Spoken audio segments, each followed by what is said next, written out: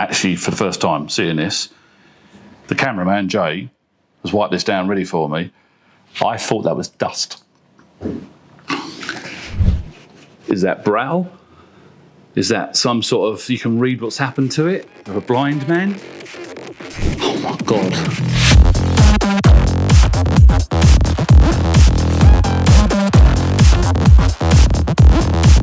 Contamination. Tons and tons of types of contamination. So I'm going to point out one contamination on this 3-year-old Honda. Unfortunately, it's around the entire car. I thought this was dust. It's been wiped down. We haven't clayed it yet, but this is actually white or grey, light grey primer overspray. It's on the glass, it's on the roof here.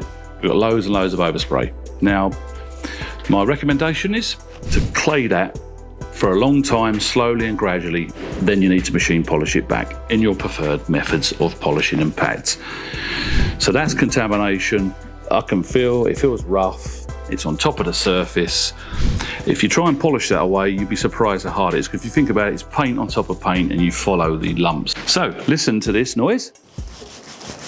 And it's like running my hand over sandpaper. You need to remove that before you do any polishing. So this type of contamination is very, very similar to what you'd have with tree sap landing on your car or other contaminants in the air. Someone, your neighbour might be spraying something, their garden fence, and it lands on its paint. Do not try and push really, really hard. My recommendation, it's just going to take a lot of wiping to and fro gently. What I don't want to do is, as the contaminants get removed onto the clay towel or clay bar, that there's a raised lump, you start digging into the paint. There's a lot of lube, a lot of to and fro, and unfortunately takes time. This is glass. I'm going to be very careful. I can place it as a glass roof there.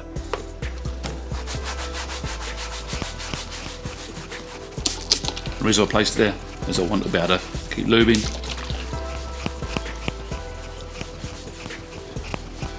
So I can hear it's getting quieter. There's a patch where there's less contaminants. Here it's quieter. Noisier, quieter. There's a little boundary, but it's not all gone because it's right over this entire roof, all around the edge of this little aerial shark's fin. We've got all down these gaps and edges. I need to remove it all, especially where you can't really get a polish in that easily. You're obviously really careful. So I'm going to carry on claying it.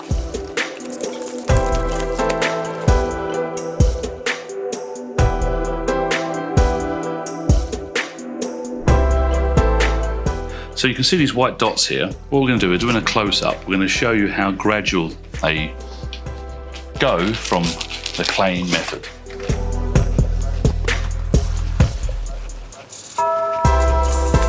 So if I dry it as we do it, you can see already there's deeper ones or heavier, thicker ones. So let's do it again. Gradually, you'll see them disappear.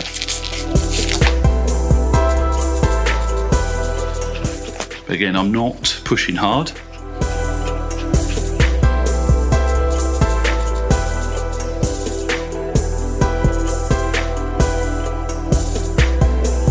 Don't expect these to all go in one go, and don't be tempted to push really, really hard.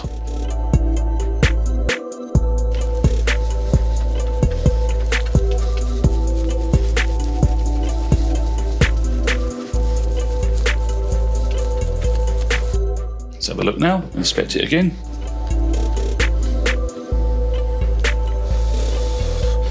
You see that area there, we've got a few more. I'm gonna tackle that one because that's probably the biggest one I've seen on there so far. So it's there.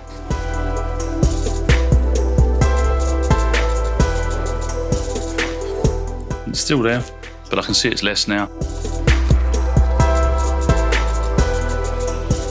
It's gradually going.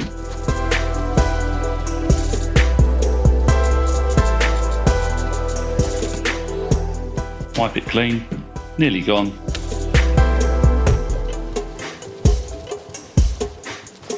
So I'm not going to record the entire process of doing this because obviously you're just going to watch me waving my arms around like a madman for 5-10 minutes.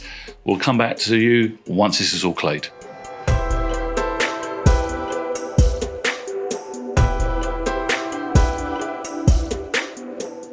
claying's all done now. Lots of work, lots of slow claying to remove the contaminants. As I said before, easiest way to check. Put a bag on your hand. I've got the microphone there, right next to the bag. You can hear now.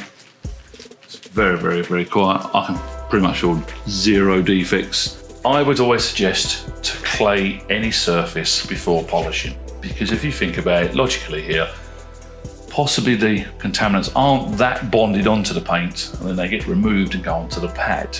Always clay your panels before you polish them. Thank you for watching. Hope it's been helpful. Stay tuned for more. Goodbye.